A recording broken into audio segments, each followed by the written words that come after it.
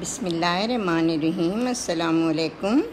میں ڈاکٹر تنویر انور خان آپ کے لیے آج اپنی 5ویں کتاب میت رے سے ایک کہانی لے کے آئی ہوں، اور اس کا نام ہے چھوٹی عورت۔ یہ خانہ بدوش عورت کی کہانی ہے۔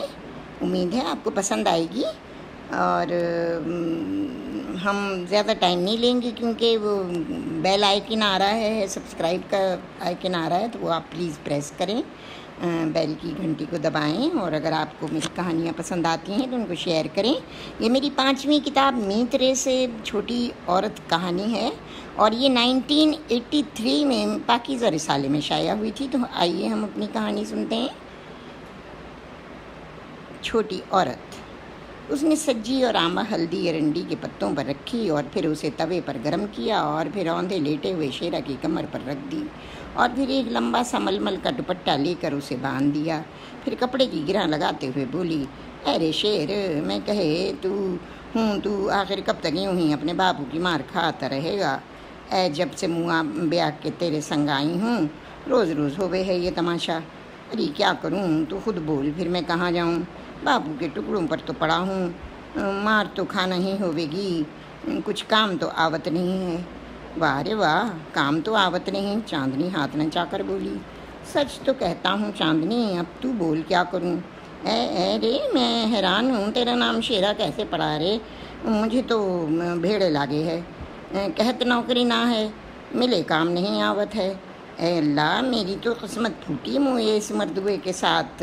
چاندنی ماتھے پر ہاتھ مار کر بولی تو بھر بھر ہاتھ کانچ اور چاندی کی چوڑیاں کھنکنے لگیں، اور تب شیرا چاندنی کے ہاتھ پکڑ کر بولا، چندو تو پھر جیوں کو نی مشورہ دیوے نہ دیکھ ہم کیا کریں؟ چھوٹے سے تھے تو ماں مر گئی، کوئی بہن بھائی بھی نہیں ہے، ہمارے باپو نے پالا مٹی کے برتن بنا بنا کر، مگر اب دیکھ اس کو ایک بری لت بھنگ کی پڑ گئی ہے، بس ہم کو مارے ہے جب ہم اس کو پیسے نہ دیویں۔ پر ہم پیسے کہاں سے دیں رہی؟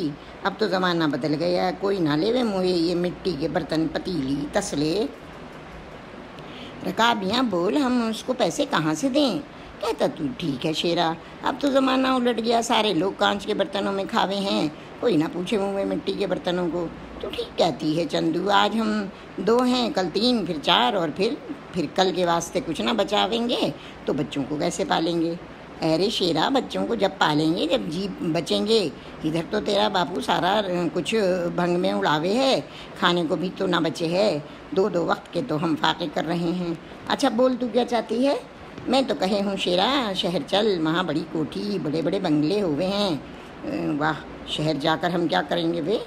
نوکری؟ ارے بہت نوکری ہے ادھر، وہ جو میری سہیلی ریشم ہے نا، اس کا مردوا گیا ہے، اسے 500 روپلی ملتا ہے، اب اپنی جورو کو بھی بلاوے ہے۔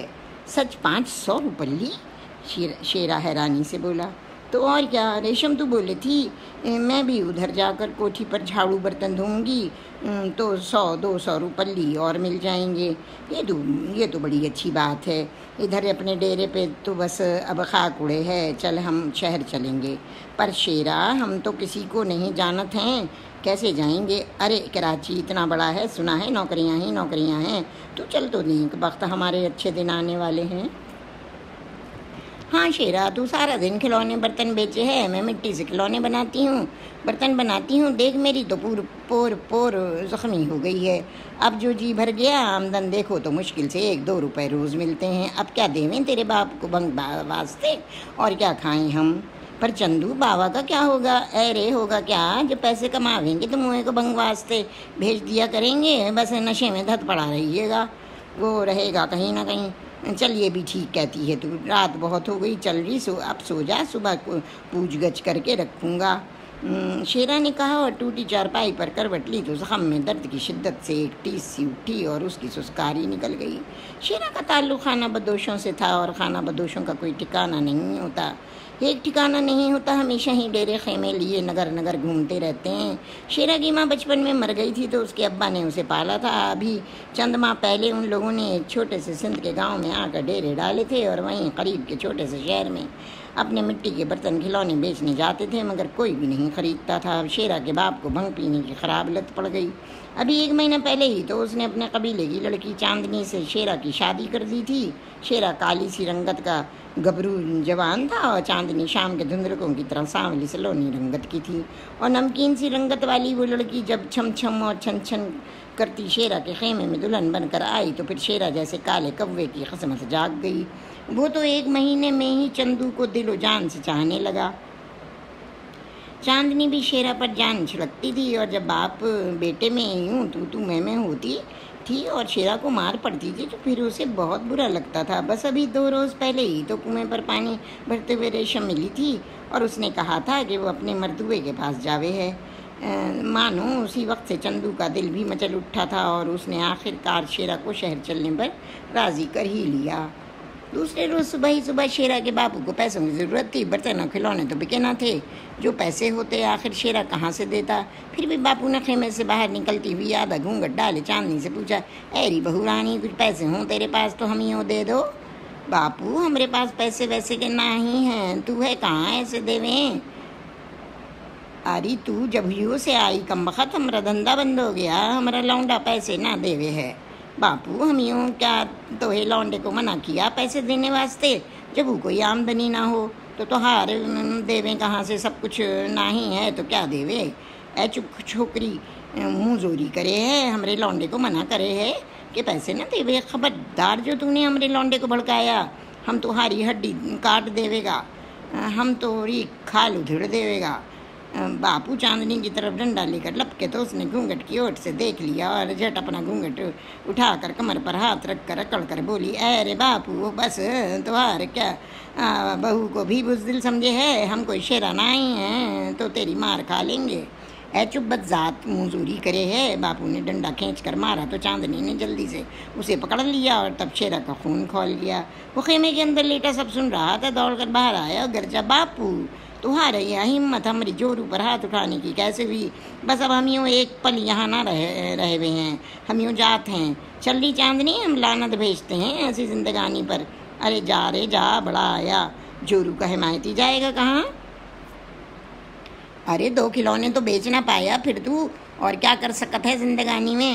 ہاں نہیں بیچ سکا اور نہ ہی بیچوں گا، تو ہار بھنگ واسطے اب باز آ گیا ہوں، جا رہا ہوں۔ تھوڑی دیر بعد چاندنی نے اپنی گٹھری میں کچھ کپڑے باندھے اور کچھ پیسے جو اس نے شیرا سے چھپا لیے تھے، اور پھر سر پر کھلونے کی جھاپڑی رکھی اور اسٹیشن کی طرف چل پڑے۔ ریل میں انہوں نے خاصے کھلونے فروخت کر لیے جو خاصے مہنگے بکے، اور پھر ان کے پاس 100 روپے جمع ہو گئے۔ کراچی اسٹیشن پر اتر کر وہ لوگ بس میں بیٹھ کر شہر کی طرف آ گئے، اور تب بندر روڈ پر چلتے چلتے جب وہ تک گئی تو چاندنی کو بھوک لگی۔ وہ وہیں ایک پیڑ کے نیچے گٹھری رکھ کر بیٹھ گئی اور شیرا سامنے کھڑے ٹھیلے سے چھولے کا سالن اور روٹی لینے چلا گیا۔ ذرا ہی دیر بعد وہ کاغذ میں لپٹی روٹی اور مٹی کے دونے میں رکھے سالن کو کھا رہے تھے۔ وہ لوگ کھانا کھا کر پھر چل پڑے، کسی جگہ کا معلوم نہ تھا، بس حسرت سے بڑی بڑی کوٹھیاں تکتے جا رہے تھے۔ 1-2 جگہ انہوں نے نوکری کی کوشش کی تو بنگلے والوں نے دھتکار دیا۔ پھر رات کا جھٹپٹا ہونے لگا تو چاندنی نے سے شیرا بولا، چندو تو کہے تھی کہ بہت نوکریاں ہیں، پر یہ تو اونچے اونچے لوگ تو کتے کی طرح جھڑک دے ہوئے ہیں۔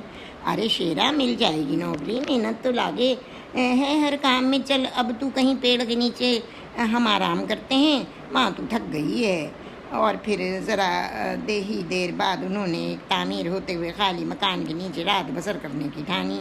سڑک سے مدھم روشنی بھی آ رہی تھی، وہ وہیں گٹھری سر کے نیچے رکھ کر لیٹ گئے۔ چاندنی نے اپنا بڑا سا گھگھرا پھیلا لیا اور لیٹ گئی۔ شیرا سو گیا کیا؟ نہیں ری، نیند کہاں ہے، ہم یوں تو نوکری کا غم کا اجاوت ہے۔ ارے نیک بخت مل جاوے گی نوکری، اب تو چاہے ہے کہ ہتھیلی پر سرسوں جما لے وے بھئی، کسی سے جان نہ پہچان ایسی تھوڑی نوکری ملے گی۔ پر تو لے آئی مجھے شہر، اب دیکھت ہے کہ نوکری کبھیوں ملے گی۔ اچھا شیرا اب سو جا، مجھے بھی نیند آوے ہے، چاندنی جمائی لیتے ہوئے بولی اور کروٹ بدل کر سچ مچ سو گئی۔ صبح گاڑیوں کے شور سے آنکھ کھلی تو جھٹ دونوں اٹھ بیٹھے۔ شیرا یہ تو بڑا سورج چڑھایا، ہاں ری اب چل نکل کھڑے ہوئے ہیں۔ ارے مجھے تو بھوک لاگے ہے، چلتی ہوں، ذرا کنگھی تو کر لوں۔ اب کیا کرے گی کنگھی کر کے؟ ارے تو کیا جو یوں ہی سر جھاڑ جاؤں تاکہ کوئی چور سمجھے اور دھکے دے کر نکال دے؟ تو بھی بالوں میں کنگھا کر لے تاکہ کچھ بہتر لاگے۔ پھر ذرا دیر بعد دونوں ہی دوبارہ چل پڑے۔ شیرا نے ایک حلوائی کی دکان سے حلوہ پوری چھولے لے کر چندو کے ساتھ کھائے۔ وہ لوگ پھر 10-15 روز تک یوں ہی سڑکوں پر پھرتے رہے اور سوتے رہے، مگر نوکری نہ ملی اور پھر ان کے پاس صرف 10 روپے بچے۔ وہ چلتے چلتے ایک خوبصورت علاقے میں آئے جہاں کوٹھیاں ہی کوٹھیاں تھیں۔ سن چندو، اب کی بار تو نوکری کے لیے بنگلے پر بولنا، میں پیچھے رہوں گی۔ ہاں ٹھیکے ہے، ماں کسی بھی بیگم صاحب کے پیر پڑھ کر نوکری مانگ لوں گی، مگر وہ لوگ جس کوٹھی پر جاتے یہی سننے کو ملتا، ارے جس لچے لفنگے کو دیکھو چلے آتے ہیں منہ اٹھائے نوکری کے لیے، بھاگو بھاگو کوئی نوکری نہیں ہے۔ اور یوں دھتکارے جانے کے بعد جب یہ لوگ مایوس گردن جھکائے جا رہے تھے تو اچانک شام کے وقت ایک کوٹھی کا پھاٹک چاندنی نے کھلا دیکھا۔ ذرا سا اندر جھانکا تو ایک عورت اور مرد کرسیوں پر بیٹھے تھے۔ وہ دوڑ کر اندر آئی اور بیگم صاحب کے قدموں میں گر گئی۔ بیگم صاحب جی، ہمیں یوں نوکری دے دو، ہمیں جھاڑو برتن کریں گے، کپڑے دھویں گے، جھاڑو دیویں گے، پرنتو نوکری دے دو۔ ہم یوں گاؤں سے شہر میں بڑی امیدیں لے کر آوے تھے، پر ادھر تو بیگم صاحب جی لوگ کتے کی طرح دھتکارے ہیں۔ وہ بیگم صاحبہ کے پیر پکڑے کہہ رہی تھی اور سر جھکائے جب اس نے اٹھایا تو وہاں مالکن کا چہرہ کسی بھی جذبات سے آری تھا۔ وہ تو بالکل خاموش بیٹھی تھیں۔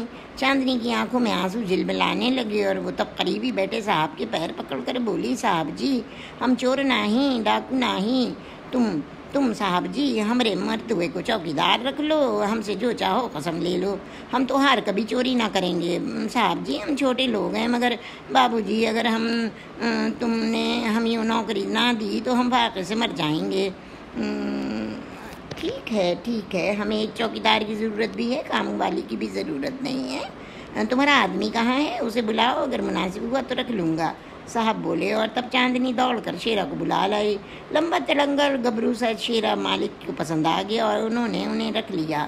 پیچھے سرونٹ کوارٹر میں رہنے کی جگہ دی۔ بیگم صاحبہ خاموشی سے اٹھ کر جا چکی تھیں اور تب مالک نے ان سے کہا، دیکھو شیرا، نوکری تمہاری ہے صرف چوکیداری کی، تمہاری جورو کا کوئی کام نہیں ہے۔ تمہاری مالکن بڑی وہمن اور شکی مزاج ہیں، وہ ہر کام صفائی ستھرائی کھانا پکانا خود کرتی ہیں۔ بچے ہمارے ہیں نہیں، چاندنی سے کہنا کہ وہ ہرگز کوٹھی کے اندر نہیں جائے گی، یہ میری سخت ہدایت ہے۔ میں نے ہمیشہ چوکیدار رکھا ہے، تم پہلے خاندان والے ہو، اگر کوئی شکایت ہوئی تو نکال دوں گا۔ نہیں سرکار، ہم یوں ایسا ہی کریں گے جیسا توہار کہتے ہیں۔ ہاں تو ہار ملازمت، ہاں آخر توہار ملازمت ہے نا۔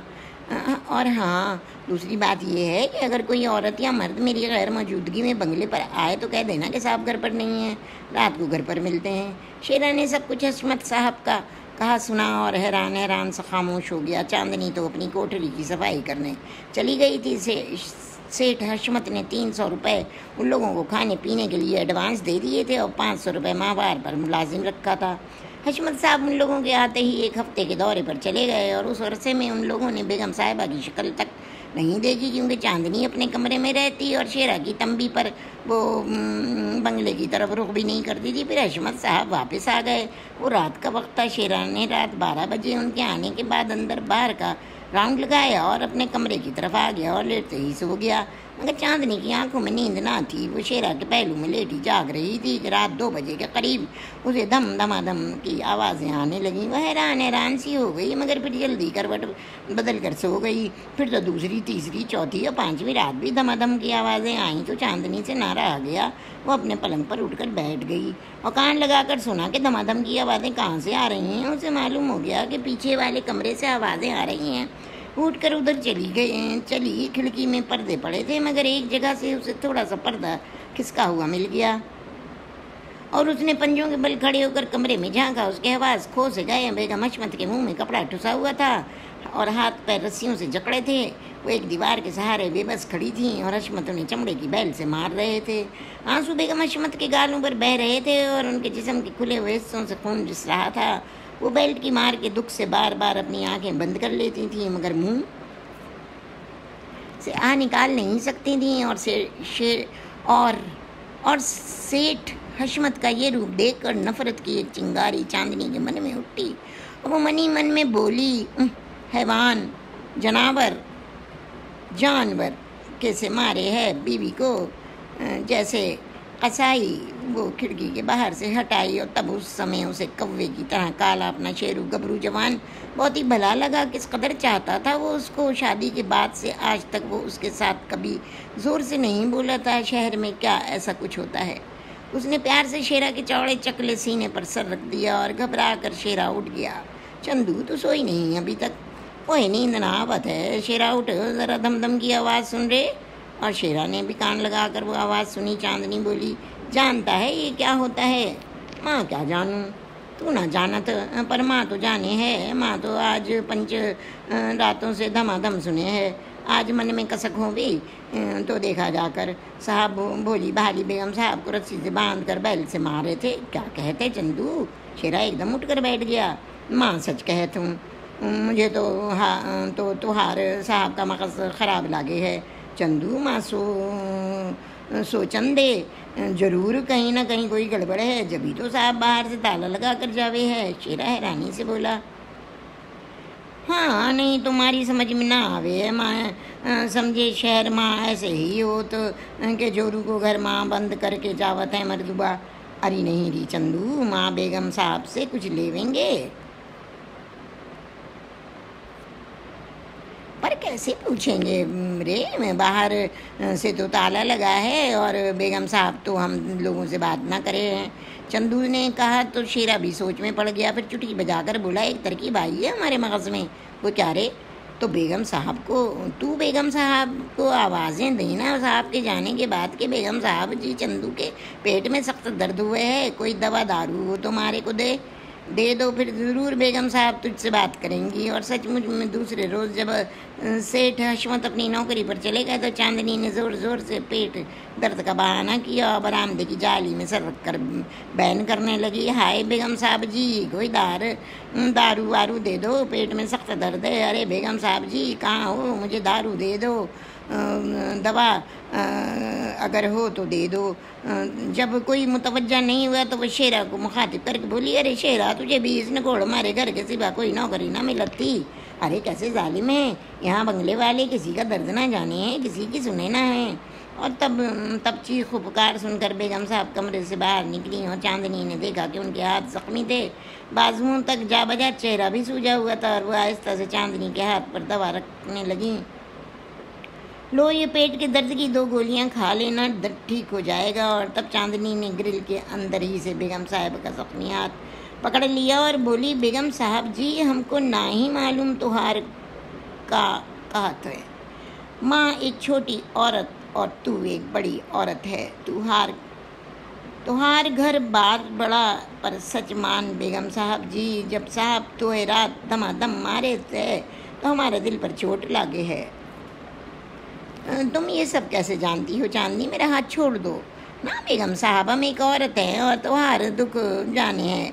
माँ तो है बहन जान कर पूछे हैं, हमको बताओ बेगम साहब जी ये साहब लोग ऐसा क्यों करे हैं? बोलो बेगम साहब ये सब क्या है?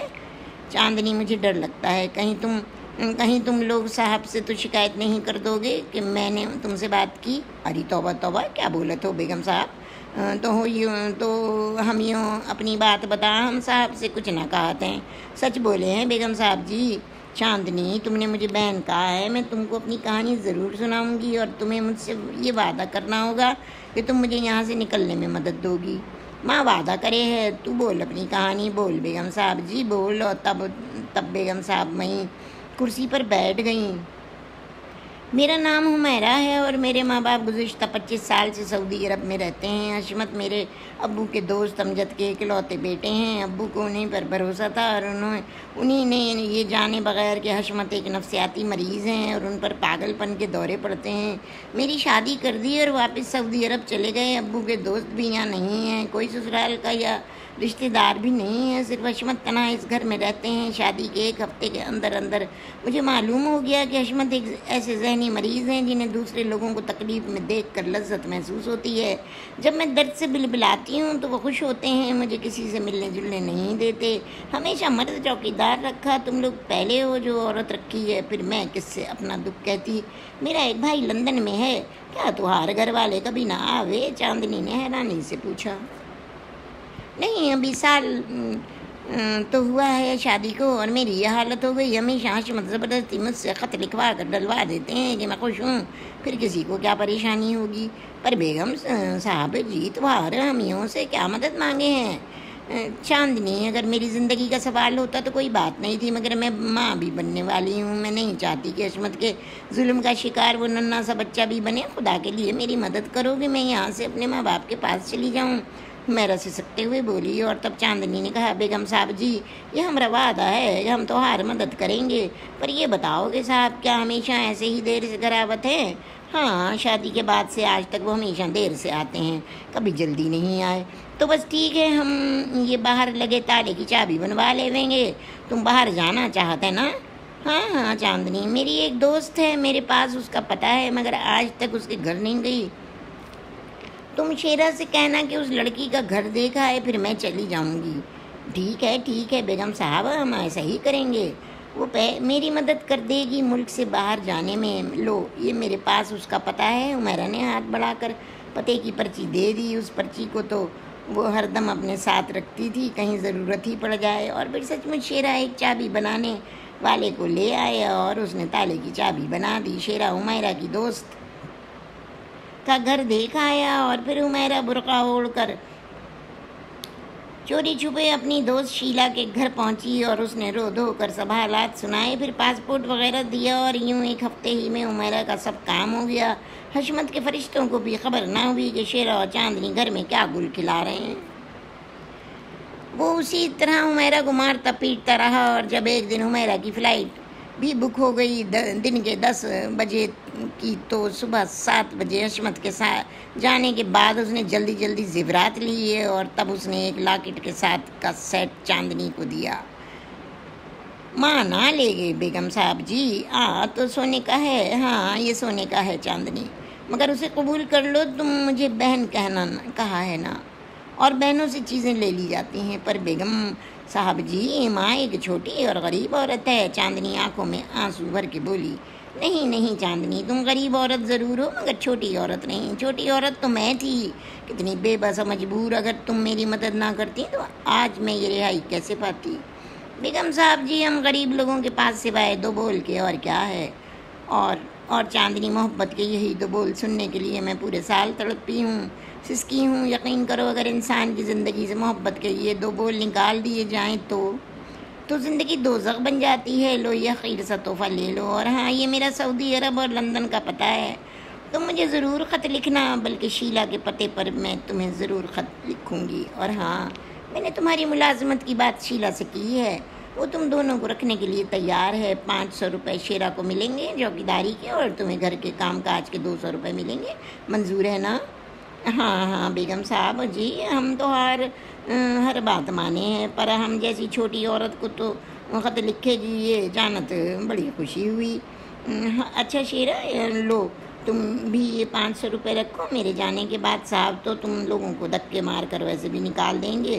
اپنی تنخواہ پیشگی رکھ لو. اچھا خدا حافظ, عمیرہ نے کہا اور چلی گئی. خدا حافظ بیگم صاحب جی, شیرا اور چاندنی ایک ساتھ بولے اور پھر آرام سے بیٹھ گئے. انہوں نے اب تالا نہیں لگایا تھا, جالی کھلی رہنے دی تھی. حسب معمول رات گئے. 11 بجے جب سیٹھ حشمت آئے تو جالی کھلی دیکھ کر اور تالا اٹکا دیکھ کر بنا گئے. شیرا گھبرا کر اپنی کوٹری سے باہر آیا. جی صاحب جی, یہ تالا کیسے کھلا ہے؟ صاحب جی آج آپ تالا لگانا بھول گئے تھے. یہ کیسے ہو سکتا ہے؟ میں نے کبھی آج تک ایسی غلطی نہیں کی تھی کہ تالا لگانا بھول گیا ہوں. مگر صاحب جی جب میں آپ کے جانے کے بعد گیٹ بند کر کے پلٹ کر آیا تو تالا کھلا ہوا تھا. بکواس کرتے ہو تم, جاؤ دفع ہو جاؤ. اور پھر حشمت گھر کے اندر داخل ہوئے تو ایک کمرے میں چھان مارا, مگر عمیرہ نہ ملی. اور تب وہ جھگاڑتے ہوئے باہر آئے. ارے کم بختوں, بیگم صاحب کہاں ہیں؟ بیگم صاحب, شیرا اور چاندنی حیرت سے منہ پھاڑ کے حیرانی سے بولے. ہاں بیگم صاحب کہاں ہیں؟ کیوں رے شہر؟ بیگم صاحبہ اپنی سہیلی کے گھر سے واپس نہ ہی آئیں, دیر تو بہت ہو گئی گئے ہوئے. چاندنی بولی. ارے ذلیلوں, تم نے اس کو گھر سے باہر نکلنے کیوں دیا؟ صاحب جی بیگم صاحب جی کو کیسے روکت تھے, تو یہ حکم دیا تھا کہ کسی کو گھر کے اندر نہ آنے دینا. یہ تو نہ کہا تھا کہ گھر کے باہر نہ جانے دینا. اور ہماری کیا مجال صاحب جی کہ ہم مالکن کو روکتے. گدھے ہو تم, احمق ہو, الو ہو. सेठ हशमत चीखे फिर चांदनी की तरफ देख कर कहने लगे, चांदनी तू मिली थी बेगम साहब से? नहीं साहब जी, हम यूँ मना करे थे। तो काहे जाते मिलने वास्ते? तू झूठ बोलती है कमीनी, तू उससे मिली है? वो गरजे, बाबूजी तुम्हारा हमरे पर काहे चीखत हैं? तो ही उस सहेली का घर मालूम हो तो चले जाओ। कोई सहेली नहीं है उसकी, झूठ बोलते हो तुम सब। आइए हम झूठ बोलते हैं, तुम्हारा बड़ा सच्चा है, उसकी तो कोई सहेली नहीं है पर तुम्हारे दोस्त हैं। ओ यू नॉनसेंस, शट अप, हशमत गरजे। अरे अरे बाबू, ये क्या पट अंग्रेज़ी बोले है? माँ संग उर्दू बोल, माँ अंग्रेज़ ना आवत है। Your skill you रास्किल bloody fool. वो बड़बड़ाया तो चांदनी को और गुस्सा आया। माँ औरत जात को अंग्रेज़ी में गाली देवे है, शर्म ना आवत है? औरत के मुँह आवे है? बकवास बंद करो। वो चीखा, अरे साहब बहुत बहुत हो गई तुम्हारी इज्जत, बकवास तू तो करे है, जब से आया हमारा मगज चाट लिया। शेरा तू ना आवे है, अपनी जोरू को रोज़ शर्म तो ना आवे है तुझे? अपनी जोरू को रोज़ रात मार कर शेर बने हैं। अरे उठा हाथ हमरे ऊपर तो तू बताएं कि औरत ज़ात की इज्जत होवे है। अरे जा जा, 2 टके की औरत और मर्द के साथ मुँहजोरी करती है। देख मालिक, अब तू खामोश हो जा, वरना जानता है हम डेरे वाले हैं, हमारे पास कुल्हाड़ी होती है तो हर सर फाड़ कर भेजा हाथ में धर देवेंगे। चल रे चल शेरा, ये आदमी तो बहुत खतरनाक लागे है। हाँ साहब जी, हमरा बेईमान हैं, धोखेबाज हैं, तो हर घर की हिफाजत ना कर सके तो हमरा हिसाब कर दे, हम जावत हैं। अरे कैसा हिसाब? 1 पाई नहीं दूंगा तुम लोगों को, और पुलिस में दे दूंगा। हाँ हाँ हाँ, दे दे पुलिस माँ कि हम तो हारी जोरू को भगवाया। हम यूँ भी थाने में बोल देंगे जा कर के तो एक पागल खाने भेजा जाए, तो इस काबिल नहीं कि जोरू के साथ रहे। अरे रोज़ रात धमाधमों से मारे था, वो मरती तो मरती, साथ ही पैदा होने वाला बच्चा भी मरता। अच्छा वह जो वो भाग गई। चल बाबू जल्दी कर, हमरे पैसे दे और हम यूँ जाने दे। पैसा तो हम तुझसे 15 दिन काम का ज़रूर लेवे हैं। और हशमत के हाथों के तोते ये सब सुनकर उड़ गए। वो खामोशी से अंदर आ गए और 250 रुपये लाकर उन लोगों को दे दिए। लो दफान हो जाओ, और खबरदार जो तुम लोगों ने कभी यहाँ दोबारा कदम रखा, हाँ हाँ नहीं कदम रखेंगे। ऐसे जालिम से मौला बचाए। चल रे शेरा, उठा अपनी गठरी कांधे पर। और फिर वो रात 1 बजा था कि शेरा और चांदनी घर से बाहर निकल आए और उनके कदम रात के अंधेरे में बढ़ रहे थे। वो कुछ दूर जाकर एक पेड़ के नीचे लेट गए और बेखबर सो गए। और दूसरी सुबह वो शीला के घर पहुंच गए। 1 हफ्ते के अंदर ही अंदर चांदनी के नाम हुमैरा का ख़त लंदन से आया। शीला ने उसे पढ़कर सुनाया। मेरी बहुत ही प्यारी बहन चांदनी, उम्मीद है तुम बखैर होगी। मैं भी अपने भैया के पास खैरियत से पहुंच गई और उन्हें रो रो कर अपना सारा हाल सुनाया और अपने सारे रिश्ते हुए ज़ख्म दिखाए। वो तड़प गए। यहीं पर मेरे अम्मी अब्बू भी इत्तला पाते ही आ गए। वो सब हशमत के ख़िलाफ़ कानूनी कार्रवाई करना चाहते थे, मगर चंदू ने मैंने रोक दिया, इसलिए कि हशमत एक जहनी मरीज़ है। मैं अपने नसीब के दुख समेटती रही। तुम्हारी और शेरा भैया की शुक्रगुजार हूँ कि तुमने वहाँ से मुझे ज़िंदा सलामत निकलने में मदद दी। मेरे ख़त का ज़रूर जवाब देना। और हाँ, अगर तुम लंदन आना चाहोगे तो मैं तुम दोनों के टिकट का इंतज़ाम कर दूँगी। और चंदू बहन, तुम मेरे यहाँ पर मेहमान रहोगी। अब इजाज़त दो, खुदा हाफिज़। तुम्हारी बहन हुमैरा। और तब चांदनी ने न जाने कितनी बार शीला के हाथ से ख़त लेकर उसे चूमा और फिर शीला से जवाब मांगा, लिखवाया। प्यारी हुमैरा बहन साहिबा जी, सलाम पहुँचे, आपकी खैरियत मालूम हुई, दिल को इत्मीनान हुआ। तोहार बहुत शुक्रिया कि एक छोटी औरत को याद रखा। खुदा तुम्हार जीता जागता मुन्ना बेटा दे तो फिर माँ उसे देखकर नवाजते भलायत आवेगी। हमारे घर भी खुशी होने वाली है बेगम साहब जी। अपने अम्मी बाबा को सलाम बोलना, शेरा भी सलाम कहवे है। अच्छा खुदा हाफिज़। तुम्हारे एक छोटी बहन चांदनी। और चांदनी का ख़त तय करके जब शीला लिफाफे में रख रही थी तो सोचने लगी, बज़ाहिर ये गरीब लोग और ये नीच और छोटी औरत कितनी अजीम है। इसने एक बड़े घराने की बड़ी औरत को मात दे दी। जिनको हम हक़ीर और ज़लील समझते हैं, वो कौन जाने किस वक्त हमारे लिए रहमत का फरिश्ता बन कर आ जाएं। और ये छोटे लोग अपने मन के कोने में कैसे बड़े बड़े राज दफन करके घूम रहे हैं। उन्होंने आज तक हशमत को ये मालूम ना होने दिया कि हुमैरा को उन्होंने मदद दी जान बचा कर निकलने में। और तब शीला ने चांदनी की तरफ लिफाफा बढ़ाते हुए कहा, लो चांदनी, शेरा को ये ख़त दे देना, वो सामने लेटर बक्स में डाल देगा। और उसी वक्त चांदनी एकदम बोल पड़ी, बेगम जी तोहार मर्द हुआ तो अच्छा है ना, तोहार संग कभी मार पीट तो ना करत है। अरे नहीं चांदनी, मेरे शौहर बहुत अच्छे हैं, मुझे इस तरह प्यार करते हैं जितना शेरा तुम्हें प्यार करता है। हम तो समझाते बीबी जी कि शहर में सारे मर्द हुए एक जैसे होते हैं। नहीं नहीं, ऐसा नहीं है, अच्छे बुरे सब जगह होते हैं, हम भी और तुम में भी। तो ठीक कहते, ये शेरा का बापू है ना, उसको बहुत मारत है और हमरे नफरत आवे है मार से। इसी कारण तो माँ शेरा को डेरा छोड़ शहर ले आई। अरे हम छोटे छोटे लगन पास और क्या है, हमारे पास कुछ भी नहीं है। अगर मोहब्बत का दो बोल ना हुए तो ऐसी जिंदगानी बेकार है। अच्छा बेगम साहब जी, माँ अपनी कोठरी में जाते हैं, आज कर कमर में बड़ा दर्द हो गया। हाँ हाँ चांदनी, ऐसी हालत में कमर में दर्द अक्सर हो जाता है, जब माँ बन जाओगी तो दर्द खुद ब खुद ठीक हो जाएगा। और चांदनी शर्मा कर घूंघट निकाल कर अपने कमरे की तरफ चल दी तो शीला सोचने लगी, सच तो कहती है चंदू, इंसान बड़ा हो या छोटा, बस पूरी दुनिया में अगर मोहब्बत के दो बोल ना हो तो इंसान यूँ ही से सक कर मर जाती है। मोहब्बत ज़िंदगी की मिराज है और ज़िंदगी मोहब्बत की ताबे। कितनी सच्ची बात चंदू ने कही। वो दो मीठे बोल तो इंसान को जहर का प्याला भी पीने पर मजबूर कर देते हैं। चंदू तू अजीम है, छोटे लोगों की छोटी औरत तू मन की कितनी बड़ी है, इसका अंदाज़ा सिर्फ उमेरा को और मुझे है। तू अपनी कीमत खुद भी नहीं जानती। हाँ चंदू, तू नहीं जानती। और इसी के साथ मेरी ये कहानी मीतरे की किताब से, जो मेरी 5वीं किताब है, ये कहानी यहाँ पे ख़त्म होती है। और अब मैं आप लोगों को पेशगी, माशाल्लाह शाबान का महीना ख़त्म होने वाला है, तो आने वाले रमज़ान की मुबारकबाद दूँगी। और फिर हम अगली दफ़ा जो कहानियाँ डालेंगे वो रमज़ान के महीने में, तो हम ईद से मुताल्लिक़ जो मेरी किताब में कहानियाँ हैं, एक जो टूटा पत्ता की एक कहानी भी ईद से मुताल्लिक़ थी तो वो मैंने छोड़ दी थी, वो भी मैं डालूँगी। और उसके साथ आपको फिर टूटा पत्ता 10वीं किताब की फहरिस्त भी बताऊँगी वीडियोस की, जो सारी लोड हो जाएंगी उसके बाद। और मीतरे की भी मैंने पिछले साल रमज़ान में मैंने 2 कहानियाँ डाली थी, ईद रंग और कैसी खुशी लेके आया चांद, वो भी हिट हैं और मज़ाहिया हैं, तो वो भी आप देखिएगा। और मैं अब आपको कैसी खुशी लेके आया चांद, अगली कहानी हमारी रमज़ान के महीने में होगी। आप सब लोगों को आने वाला रमज़ान मुबारक हो। अल्लाह ताला बहुत सारी खुशियाँ हमें समेटने दे और आप सबको कोरोना से हिफाजत हो।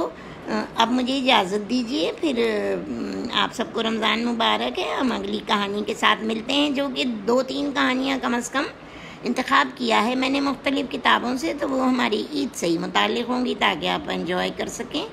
और अब अगली कहानी तक के लिए, जो हमारी 59 नंबर की ये कहानी है मेरी, जो मैंने डाली है, अब 60 नंबर की कहानी लेके आऊँगी मैं आपके लिए। तो अब आप मुझे इजाज़त दीजिए। अल्लाह।